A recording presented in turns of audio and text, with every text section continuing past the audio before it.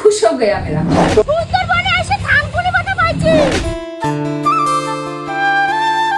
Guys welcome to my new blogs. আমি কুশল, আপনারা দেখছেন কুশল লাইফস্টাইল। তো গাইস আজকে বিয়ের পরে প্রায় 4 বছর পরে আমরা যাচ্ছি ঘুরতে। কোথায় বলো তো?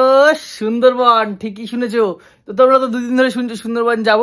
তো আমি কিন্তু প্রায় রেডি হয়েই গেছি। এখন ঠান্ডা আছে বলে আমি সোয়েটার ফোয়েটার পরে নিয়েছি। তারপরে তো একটা আউটফিট আছে সুন্দর দেখে। আর মামুনির অবস্থা দেখো। কি হলো শুনো, রেডি হবে না? এই জুতোটা পরবো, তাই এটা কালকে কিনেছি। জুতোটা কালকে কিনেছি। জুতো কিনে আমার পুরো খাসা দিয়েছে। প্রত্যেকটা দিন কেনাকাটা শুরু করছে এখন। মানে ভালোই আছো? প্রত্যেকদিন মোটেও কিনি না, যেটা দরকার সেটা তোমাকে কিনতেই হবে। আমার একটা জুতো ছিল। আচ্ছা তুমি তো বিজনেস উম্যান, তো তুমি নিজের টাকা নিজে কিনতে পারো না, আমার টাকা কেন ধরো না, তুমি? বিজনেস উম্যান মানে কি নিজেরটা নিজে করবো? আমার টাকা আমি বড়ি করবে যতই উম্যান হয়ে যায়। দেখছো, দেখো মানে ও যতই পয়সা ইনকাম করুক আমারটাই ও মানে নিয়ে গম ভাঙবে, তাই তো? একদম একদম 100%। তো আজকে কেমন লাগছে বলো অনু? অনেকদিন পরে তো ঘুরতে যাচ্ছি আমরা। ভীষণ ভালো লাগছে, কিন্তু খুব খারাপ লাগলো। ঠিক আছে, আরো 1 ঘন্টা আগে বেড়ানোর দরকার ছিল। তুমি এখন বসে বসে ভেজাচ্ছ ওখানে দিদি চেল্লামিল্লি করতে। তাতে চলো নাটক মারতাছি। দেখছো কেমন করে, দেখছো এই বিয়ের পরে মানে প্রথম ঘুরতে আছি, তাও এর মন শান্তি নেই, বুঝলে তো? একে মানে ওই কাশ্মীর ফাশ্মীর নিয়ে গেলেই মনে হয় শান্তি হতো, তাই তো অনু? অবশ্যই তাই। হ্যাঁ, দার্জিলিং গ্যাংটক তো দেখ। নিয়ে যাচ্ছিস না, নিয়ে তো যাচ্ছিস এই সুন্দরবন। এত ফেচাচ্ছিস কিসের জন্য? দেখছো, দেখো মানুষের মন কিছুতেই ভরে না, যতই দাও, বুঝলে তো? যতই ঢেলে দাও। তো গাইস আজকে রাস্তা কি করছি না করছি পুরো ব্লগের মধ্যে তুলে ধরবো। কেউ কিন্তু স্কিপ করো না, পুরোটা দেখো, খুব সুন্দর একটা ভিডিও হতে চলেছে। তো চলো গাইস দিদি বাড়িতে যাই, দিয়ে কন্টিনিউ করছি। আবার বেরিয়ে পড়েছি। দারুণ লাগছে, দারুণ। ওফ, তোর থেকে মানে কেউ চোখ ফিরাতেই পাচ্ছে না, সত্যি কথা বলতে গেলে। ওফ, সেই লাগছে। আর এর নেপথ্যে কিন্তু পুরো উনু ফ্যাশন, ঠিক আছে? আচ্ছা, আর আমরা এত উনু ফ্যাশন চুনু ফ্যাশন না, পুরো লেট করে গেছি আজকে, পুরো লেট আজকে, পুরো লেট, ঠিক আছে? আমার কটকটি দিয়েছে। খালি মিঠুনদার জন্য আজকে পুরো লেট হয়ে গেছে। যে মিঠুনদার দোষ এটা পুরো। মিঠুনদা নাকি কালকে রাত্রি অনেক রাত্রি ঘুমিয়েছে, উঠতেই পারছিল না সকালে, মানে খুব কষ্ট হচ্ছিল। তার জন্যই মানে গানটা ফিরনে খাচ্ছে 6টায় বেরোনোর কথা, এখন 7টা বাজে, ঠিক আছে? 7টায় বেরোচ্ছি, 1 ঘন্টা লেট। ট্রেন পাবো নাকি জানাই ঠিক। কি জানি আজ কপালে কি লেখা আছে আমাদের। তো চলো কি লেখা আছে তোমাদেরকে সেটাই দেখাবো, চলো যাই। তো বন্ধুরা এই দিনটা কিন্তু অপেক্ষা অনেকদিন ধরে করছিলাম। তো চলে এসেছি ফাইনালি কোন্নগর স্টেশন। কোন্নগর থেকে ট্রেন ধরে চলে আসলাম বালি হল্টে। এবার বালি হল্ট থেকে যাবো শিয়ালদা। এবার তোমরা বুঝতেই পারছো 3খানা ট্রেন আমাকে চেঞ্জ করতে হবে। আর শিয়ালদা স্টেশনে এসে সোয়েটারটা খুলে সবাই মিলে আমরা চেঞ্জ করে নিলাম ড্রেস আপ গুলো। আর সেই ফাঁকে শুনুর অবস্থা দেখো, কোথা থেকে 4টে জেলি কিনে এনেছি। এবার তোমরাই বলো, বাচ্চাদের মতো করে খালি বাইরে বেরালেই। ভালো লাগে জায়গাটা দেখে আমার, দারুণ দারুণ, মানে কি বলবো, মানে ভাষা খুঁজে পাচ্ছি না, এত সুন্দর জায়গাটা। ট্রেনে বসে প্রকৃতির দৃশ্য উপভোগ করতে করতে চলে আসলাম ক্যানিং স্টেশনে। এখান থেকে আমরা অটো ধরে চলে যাবো এখন সুন্দরবনের সোনাখালী ঘাটে। রাস্তা অনেকটা বড় ছিল, সেই কারণের জন্য সুনুর খুব টায়ার্ড লাগছিল বলে ও শুয়ে পড়েছিল আমার কাঁধে মাথা দিয়ে। দেখো আমাদের জন্য জাহাজ দাঁড়িয়েছে, জাহাজ, লঞ্চ, জাহাজ। সুন্দরবনে না আসলে হয়তো জানতেই পারতাম না এত সুন্দর প্রকৃতির দৃশ্য এখানে ফুটে উঠেছে। কিন্তু তাতে আমার সুনুর কি, ও তো এসে শুধু খেতে আর রিলস বানাতে, সেই কারণের জন্য খেয়ে দিয়ে রিলস বানাচ্ছে। দেখো কত সুন্দর। এই রিলস বানানোর চক্করে কখন যে স্টিমারে চলে আসলাম গোসাবা ফেরিঘাটে বুঝতেই পারলাম না। তো বল তোদের কেমন লাগলো এই গরমে আইসক্রিম পেয়ে? ওটা সবুজ কেন? রং বদলাতে হবে, এবারে সময় এসেছে রং বদলানোর।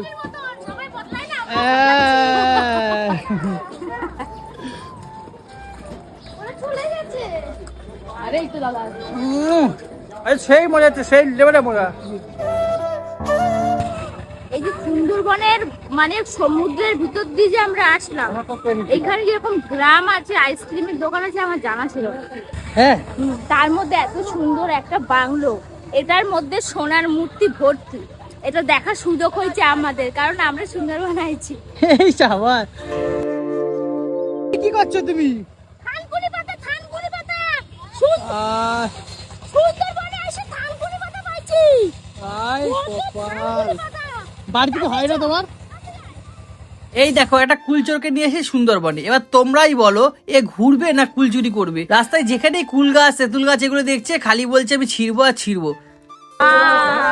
এতক্ষণ পরে একটু মানে শান্তি পেলাম, ভাল লাগছে। কি সুন্দর জায়গাটা দেখো খালি অনু। কদিন আগে আরো ভালো লাগছিল, কিন্তু এখন তো ফুলগুলো শুকিয়ে গেছে। হ্যাঁ, এই ওই দেখ কসর। এই মা, পাপানের অবস্থা দেখো, আমার মাথা চাপিয়ে দিয়ে চলে গেছে। সুন্দরবনের গোসাবাতে হ্যামিল্টন সাহেবের বাংলো বাড়িতে আমাদের প্রথম দিন নিয়ে আসা হয়েছিল। এখানটা এতটাই সুন্দর আমার লেগেছে তোমাদের বলে বোঝাতে পারবো না। হয়তো রবীন্দ্রনাথ ঠাকুর এই কারণেই এখানে এসেছিল হ্যামিল্টন সাহেবের সাথে দেখা করতে। আর এই বাংলোতেই বসে রবি ঠাকুর অনেক গান ও ছড়া লিখেছেন এই প্রকৃতিকে দেখে।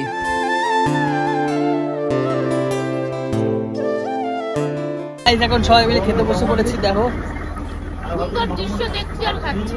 এরকম পুরো প্রপার মানে সুন্দরবনে বসে খাচ্ছি। সত্যি কথা বলতে হেভি। দুপুরে লাঞ্চে কিন্তু অনেক কিছু ছিল, তারপরে চলে আসলাম আমরা সোজটাখালি ওয়াইল্ড লাইফ সেঞ্চুরি। এখন চলে এসেছি আমরা কচ্ছপ দেখতে।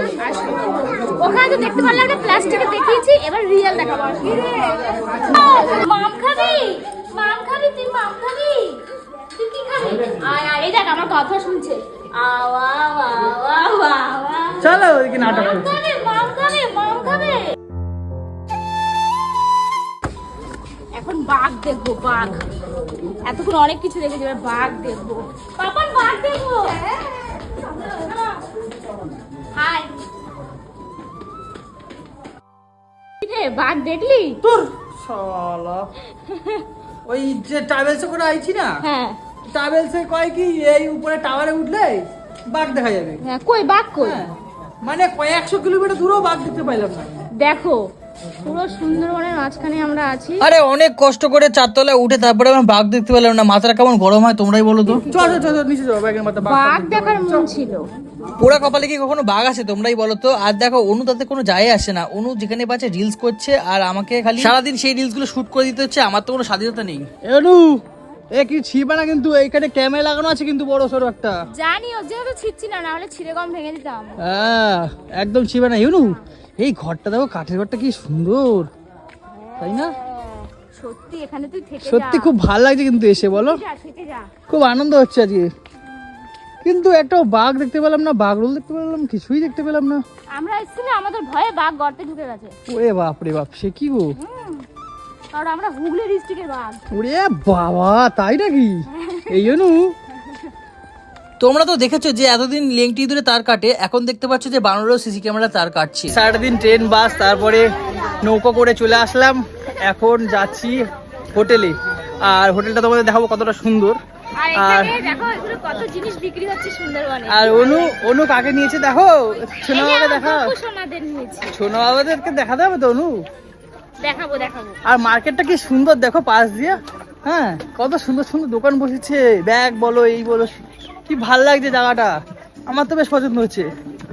গাইস ফাইনালি চলে এসেছি আমরা লজ। আর লজটা দেখো তোমরা কতটা সুন্দর। অনু এটাও কিন্তু একটা বিদেশ। হ্যাঁ হ্যাঁ তার মানে আমাদের বিদেশের মতন এখানেও তো দুর্বাঘাস হয়েছে।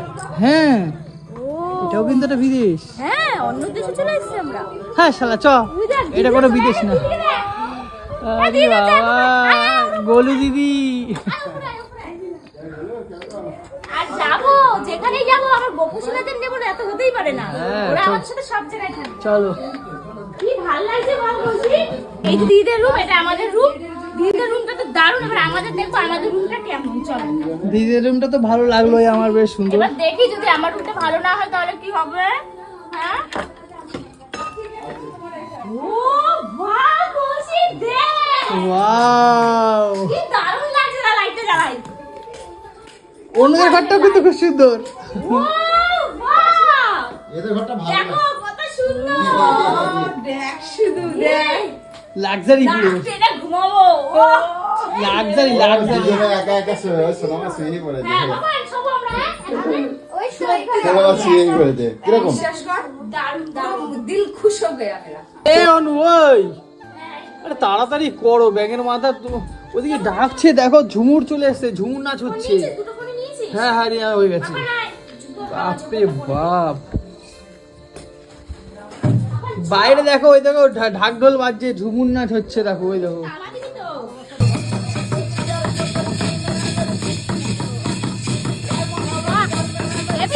টিফিনটা নিয়ে আসি, টিফিনটা নাও। বাবা চাউমিন, দেখো চলো। চাউমিন চাউমিন খাবো আর ছৌ নাচ দেখবো। চলো চলো।